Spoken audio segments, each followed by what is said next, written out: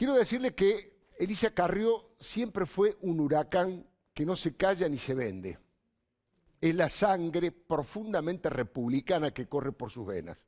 Estaba reponiendo fuerzas con perfil muy bajo, casi retirada del gran escenario político, pero ahora se vio obligada a volver con toda su potencia. Es que tiene un olfato muy desarrollado para detectar el ataque antidemocrático de los corruptos y la peligrosidad para las instituciones del plan sistemático de impunidad y venganza que impulsa Cristina Fernández de Kirchner. Tal vez sean las dos personas que más claro tienen el país que quieren construir. Es como una gigantesca pulseada entre dos mitades de la Argentina. Cristina y Lilita son mujeres aguerridas, abogadas y de la misma generación, solo que Cristina tiene 3 años más de edad. Una en Santa Cruz y la otra en el Chaco. Ambas se formaron políticamente en provincias pobres, pero en distintas matrices ideológicas. Cristina en la juventud peronista, que hoy se referencia en los populismos autoritarios de Evita y Hugo Chávez, y Lilita en la socialdemocracia del radicalismo de Alfonsín y en la lucha contra todos los totalitarismos de Hannah Arendt. Cristina es millonaria y su fortuna y la del cártel de los pingüinos no tiene otra explicación que el saqueo al Estado perpetrado por ella como jefa de una asociación ilícita. Así la califican en un par de causas judiciales, de las 6 en las que está acusada de delitos de corrupción, de las 8 en total que tiene elevada a juicio oral, y eso significa que ha sido procesada y que eso fue confirmado por la Cámara Revisora correspondiente. Estamos hablando de los sauces, OTESUR, pacto con Irán, dólar futuro, obra pública y cuadro de las coimas de las que derivaron la descartelización y los subsidios a los trenes. Allí estamos viendo con toda claridad cuál es el estado actual de Cristina Fernández de Kirchner en la justicia. Y los dos últimos son por encubrimiento agravado, pacto con Irán y administración fraudulenta, que es el dólar futuro. Tiene un juicio que está en marcha por el direccionamiento de la obra pública de Lázaro Báez. Ahí está. Ahora, los cuadernos de las coimas es una de las causas más graves y con mayor cantidad de pruebas, testimonios y arrepentidos que confesaron un mecanismo colosal de corrupción de Estado. La justicia en el expediente lo definió como la mayor organización criminal de las últimas décadas. Y yo agrego que semejante latrocinio no tiene antecedentes en los gobiernos democráticos. Estas informaciones tratan de explicar por qué Cristina, sus hijos y sus secuaces son millonarios. Lilita es todo lo contrario, es austera, casi no tiene bienes materiales, jamás tuvo ni siquiera una sospecha de corrupción. Sí, le armaron una pila de denuncias para desprestigiarla y en todas se probó su inocencia. Por eso le digo, la gran novedad de los últimos días es el regreso al combate político de Elisa María Avelina Carrió contra Cristina Elizabeth Fernández de Kirchner. Insisto, 2 mujeres y 2 países con valores y éticas antagónicas. En su última advertencia, en la más reciente, Lilita dijo que Cristina está perdiendo la batalla y por lo tanto va a ser más brutal en los próximos meses y cuando esto se agrave van a aplicar el virtual estado de sitio que han decretado con la excusa de la cuarentena eterna. Podemos escuchar el audio que tuvo en primicia Nicolás Wieniawski. La batalla la está perdiendo Cristina Kirchner, con lo cual va a ser más brutal todavía estos meses. A mí lo que más me preocupa es que nadie se da cuenta de la gravedad a 6 meses del decreto de necesidad y urgencia que dictó el presidente, que tiene normas penales represivas para el derecho de reunión. Esto es un estado de sitio de hecho. Hoy no lo ven, hoy no lo aplican, pero cuando esto se agrave, lo van a aplicar. Grave la denuncia, ¿no? Grave. Tal como es su estilo, este huracán Carrió, fue arrasador con sus últimas denuncias que sacudieron no solamente el cristinismo, también obligaron a la propia oposición de Juntos por el Cambio a revisar la postura de algunos dirigentes que están borrados o que sus posturas tienen la fragilidad de una brisa de verano. Asistimos a un espectáculo insólito cuando varios macristas sobreactuaron la celebración del acuerdo con los bonistas ante el silencio del camporismo y la crítica de Fernando Pino Solanas. El cineasta y embajador ante la UNESCO dijo que era un error gravísimo, que nos va a atar varias décadas, fuego amigo, desde la izquierda sin votos. Tal vez Pino habló por boca de los camporistas, que ven todo acuerdo como un signo de debilidad. Estaba enojado Pino. De las primeras voces que salen a festejar y a saludar esta negociación, está el Toto Caputo, el autor del bono a 100 años.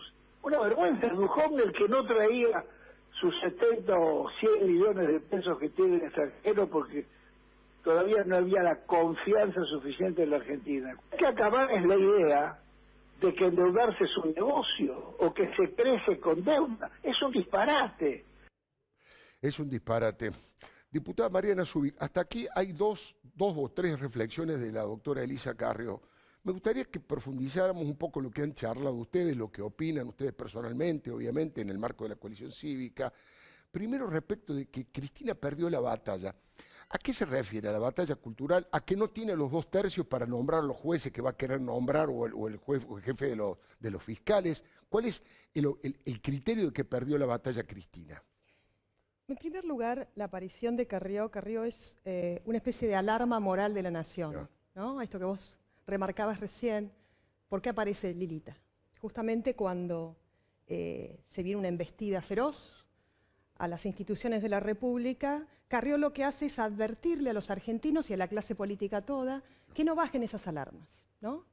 Gracias a su trayectoria y a su experiencia, y a la nuestra, ¿no? Desde Santa Cruz, porque el tema es no hacer, como ella bien dice en eso que nos envió a todos los legisladores, no hay que hacer análisis lineales de los acontecimientos teniendo memoria, ¿no? Haciendo un análisis de la historia reciente. Claro. Mira, hay una frase de Carrió que te puede describir, creo que en gran parte lo que pasa en la Argentina y por qué motivo en la Argentina siempre repetimos la historia. Porque nos encontramos quizás, vos y yo y muchos de los argentinos, en un mismo lugar, desde hace 12 años o 14 años atrás, en mi caso 30 años atrás. Carrió dice lo siguiente, y yo esto lo repito mucho, me parece que es clave. Sin memoria, los sujetos no son, los pueblos no existen y las naciones no se entienden. Entonces, cuando nosotros apelamos a la memoria, podemos hacer un análisis profundo político, porque es esencial comprender que el kirchnerismo no es fortuito lo que hace, hay una estrategia y hay un manual de acción política, de ejercicio del poder político, y que te lo demuestran los hechos en el ejercicio político de 30 años en la provincia de Santa Cruz, 12 años en la Nación y luego ahora, ¿no? Entonces, ¿por qué Carrió sale de esta forma ahora? Porque ella advierte que si avanzan con esta supuesta reforma judicial, estaríamos en serio riesgo en la República y las consecuencias pueden llegar a ser irreversibles. Te lo digo yo como santacruceña. Cuando fueron por el Poder Judicial, aún hoy estamos pagando las consecuencias en Santa Cruz y el daño fue irreversible, prácticamente irreversible. ¿No? Es toda una generación. Entonces, ¿a qué se refiere Lilita con esto? Fundamentalmente entiendo a la lucha que ella quiere instalar, Cristina, como lo hizo en Santa Cruz, que es cultural. Pero ¿qué sucede? Más de un 50% de los argentinos empoderados que escuchan estas alarmas que Carrió enciende, estas alarmas morales, que son necesarias para no caer en esa ceguera moral. Claro, para no naturalizar las cosas. Para no banalizar el mar y naturalizar este tipo de prácticas. Entonces, ¿qué te dice Lilita? Miren, ojo, que hay más de un 50% de los argentinos que no van a permitir, y ella dice entonces, y convoca a los argentinos a manifestarse, haciendo la salvedad de AMBA y la capital federal, donde podemos manifestarnos sí, con todos los cuidados. Con todos los cuidados necesarios. Entonces, es importante en esto también tener claro que por qué yo apelé a esta frase de Lilita que la introdujo en el prólogo de mi libro. Porque hasta ahora lo que hemos visto, y por eso Lilita sale, son análisis lineales en la política. Yo he escuchado mucho decir la reforma judicial no es oportuna. En análisis político te diría, y más entendiendo al kirchnerismo, es absolutamente oportuna. Claro. En un país que está cuarentenado, que lo que tiene hoy es, y lo que está impartiendo el gobierno, es una política de Estado que los describe, que es el miedo, donde lo que se genera es incertidumbre, desprotección y falta de certezas, ¿no? E inseguridad, y con un poder legislativo que está, se nos acaba de caer el protocolo. Sí. Y eso es uno de los temas que tenemos que hablar profundamente, ¿no? Uno de los poderes del Estado, como el poder legislativo, que está de manera virtual, con la mayor parte del país en una situación de absoluta incertidumbre y con un porcentaje altísimo de los argentinos que está padeciendo hambre. Mira, Alfredo, hay un dato importante que tenemos que tener en claro. ¿De qué estamos hablando en la Argentina hoy? Hay un dato de UNICEF que debería interpelar a toda la clase política argentina, fundamentalmente al oficialismo y al peronismo en su conjunto que ha gobernado este país. Sí. UNICEF dijo que el 63% de los niños y adolescentes van a ser pobres a fin de año. Tremenda, tremenda. Entonces, eso es lo que tenemos que estar hablando en este momento, y no este intento de blindaje que quiere llevar adelante atemporal, de blindaje de impunidad temporal que quiere llevar adelante el gobierno. Diputada Campagnoli, ella advierte sobre que va a ser más feroz la cosa, que van a ir por todo, como ha prometido alguna vez la propia Cristina. ¿Pero eso qué significa? ¿Poner en tensión el sistema democrático, la división de poderes? Por supuesto, porque si bien accedieron al poder por el voto, lo cual es una democracia, esto se está transformando en una democradura, que sería lo que Rosellón llama la dictadura de los elegidos, porque gobiernan para su sector, priorizando sus necesidades. Esta reforma, como bien decía Mariana, inoportuna por el momento en que vive el país, en medio de la peor pandemia, en medio de la peor crisis económica, previsional, laboral, social que tiene el país, donde todos deberíamos estar enfocándonos para juntos construir los consensos necesarios, parándonos en las coincidencias y achicar las diferencias, pactando en las cosas que no estamos de acuerdo. Estamos todos pensando pero la justicia, todo lo están diciendo, es una reforma que atrasa, porque estamos en las puertas de que se instale en todo el país el Código Procesal Penal, que instale el sistema acusatorio, que pone la investigación en cabeza del fiscal, no ya en cabeza del juez.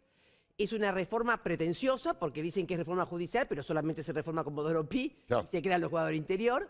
Y es una reforma abusiva, porque está dejando, bailando, es decir, en el aire a un montón de jueces con 100 años de experiencia, como es el fuero penal ordinario, que entregando la competencia a la Ciudad de Buenos Aires, como ya se le están por terminar las causas, si no son aprovechados, que hubiera sido costo cero, que es la reforma que había propuesto en su momento, te acordarás, Gustavo Vélez a Néstor Kirchner, que Néstor Kirchner la mandó al Congreso, que era transformar la justicia penal ordinaria, y es un costo cero porque los jueces ya están nombrados, los empleados ya existen, y no, eso nuevamente Veraldi, ¿por qué entonces es que ya está perdiendo la batalla? Porque como está perdiendo la batalla, tiene que ir por todo, como fue en el 2011, te acordarás. En aquel momento, para tener un dato de esperanza, en aquel momento acordate que en el 2011 ella gana por el 54% de los votos y Wiener sacó el 16%, es decir, casi 40 puntos de diferencia. Otra la realidad y la acá se perdió por 7 puntos, es decir, yo creo que hay una población activa que es lo que está haciendo que Vicentín vaya para atrás, que los médicos cubanos tengan que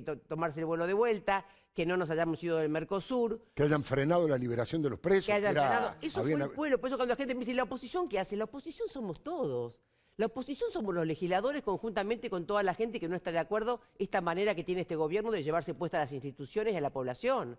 Entonces, esa oposición que somos todos, no solamente los legisladores, es la que ha logrado todas estas cosas que vos recién mencionás. Buenísimo. Enseguidita, recién la diputada Campagnoli nombraba a Gustavo Vélez. En un rato, cuando sea su turno, el doctor Carlos Clava va a hacer un informe especial. ¿Quién maneja la justicia en la Argentina? Hablando de Gustavo Vélez. ¿Gustavo Vélez, Marcela Lozardo, Vilma Ibarra o directamente Cristina con Juan Martín Mena y Eugenio Zaffaroni? Tercera vez que Gustavo Vélez va a un gobierno con la intención de abuenarlo, de democratizarlo, de institucionalizarlo, y ya le pasó con Menem, ya le pasó con Néstor Kirchner, que se quedó con Estiuso en lugar con él, y ahora está a punto de que le pase lo mismo, porque le han expropiado su proyecto. De hecho, ni siquiera participó en la presentación del proyecto de reforma de la justicia. Pero, Quiero continuar con el tema Carrió porque es muy buena la figura que utiliza Mariana Zubik, ¿no? Esta alarma ética.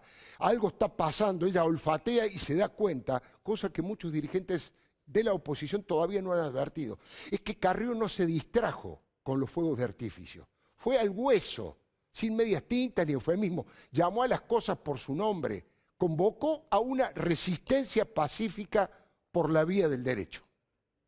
Pueden hacer como un modo de estado de sitio que el presidente decida penas privativas de la libertad y prohíba las reuniones. Entonces el acto no solo es un acto dictatorial al que nuestros diputados y gente militante va a interponerlo en todos los lugares, sino que es la hora de la resistencia pacífica, por vía del derecho, con confianza. Miren, yo les puedo asegurar que ellos no van a ganar. Bueno, en esas mismas declaraciones después vamos a ir escuchando algunos otros audios de la doctora Carrió que de esta manera se está comunicando. Calificó a Alberto y a Cristina como fascistas, y dijo que la vice solamente busca garantizar su impunidad. Vamos hacia una hegemonía absoluta de Cristina. Carrió los acusa de alta traición a la patria y asegura que ese decretazo de Alberto que prohíbe los encuentros familiares es inconstitucional, perverso, irracional, contra el Estado de Derecho y de nulidad absoluta porque invade el campo penal, crea un delito, algo que está prohibido por la Constitución. Carrió además argumentó que van a destruir los hogares porque los chicos van a tener depresiones tremendas o ya las tienen y los grandes se van a morir de soledad. Esto está siendo utilizada, la pandemia está siendo usada con el objetivo de establecer un estado de sitio, incluso un estado de sitio con penas privativas de libertad, con normas del Código Penal. Yo creo que Alberto y Cristina son lo mismo porque son fascistas en el fondo. El decreto que prohíbe las reuniones en realidad tiende a destruir los hogares, porque tiende a destruir a la gente más cercana. Los hijos están con depresiones profundas, los grandes van a morir de soledad, entonces tiene que haber protocolos, y yo soy la primera en cumplirlo por casi 6 meses. La que no cumplió los protocolos es la vicepresidenta, que está sin barbijo, que viaja a Cuba cuando quiere, vuelve, etc. La doctora Carrió también hizo una advertencia. Denunció que Cristina está armando una campaña contra Horacio Rodríguez Larreta. ¿Por qué?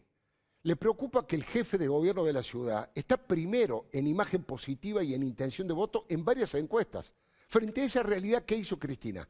Mandó a su tropa a disparar contra Larreta por todos los motivos posibles. Ella lo acusó de reprimir la marcha por el aniversario de la muerte por ahogamiento en el río de Santiago Maldonado, cuando todas las pruebas demostraron que la policía de la ciudad actuó como corresponde, por orden de la justicia, sin utilizar armas de fuego, para detener a un grupo. Yo le dije, ya le conté, un grupo de anarquistas que intentaron, ahí lo estamos viendo, intentaron incendiar la sede de la Gendarmería aquí en la ciudad de Buenos Aires, arrojando 6 bombas Molotov. Cada uno de esos fogonazos es una bomba Molotov sobre el frente de lo que es la mutual de la Gendarmería.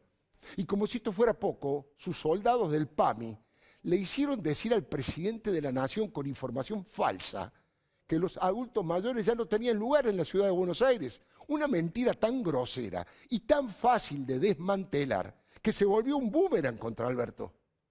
¿Sabe qué pasa? Cristina está al mando de la Argentina. Controla la botonera de los principales y más estratégicos cargos.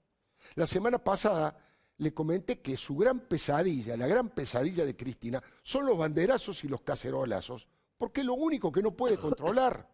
Todo lo contrario. Los reclamos del 17A, que ya están circulando con una gran fuerza en las redes, reclaman juicio, castigo y condena para Cristina, piden cárcel para ella. Volver a trabajar. Y el traje lo uso para que los corruptos vayan presos, no nosotros. Yo quiero decir que basta de gobiernos corruptos. Sabemos que todo el mundo sabe que son ladrones. Estos ciudadanos independientes, al igual que la doctora Carrió, también tienen sus reflejos entrenados para registrar los groseros ataques al funcionamiento de lo que ellos llaman democracia burguesa. Mire, el lúcido periodista y escritor Jorge Fernández Díaz lo puso en evidencia en su programa de Radio Mitre. Dijo que Cristina viene a romper, a destruir esta democracia, que es la democracia que con mucho esfuerzo se reconstruyó en 1983 con Alfonsín. Y dice Jorge Fernández Díaz que Cristina y sus guardianes quieren otro sistema, que ellos llaman democracia, pero que es un feudo estadocéntrico. Y dice que ya lo hicieron en Santa Cruz, que no hace falta ir a Caracas para verlo de cerca. Y esta es la gran batalla entre una democracia como la de Francia o la de Uruguay o el ladri feudalismo de Formosa o de Santa Cruz. Cristina Kirchner, el kirchnerismo, viene a romper la democracia. Ellos consideran que esta es una democracia burguesa, que esta es la vieja democracia representativa que fundamos con terrible esfuerzo en 1983, que dicho sea de paso, es la democracia que quiso Alfonsín. Vienen a romperla ¿en qué sentido? A quedarse con las instituciones, a destruir las instituciones. No creen en la división de poderes, quieren quedarse con la justicia, quieren hacer una reforma judicial, ya lo anunció esta semana Zaffaroni, quieren modificar el régimen electoral, quieren un feudo estadocéntrico. Vamos a ver si les sale. Todo esto lo aprendieron en Río Gallegos, no tuvieron ni que ir a Caracas, no tuvieron que ir ni estudiar a Fernández Arregui. No, lo vivieron, lo saben. El laboratorio fue Río Gallegos.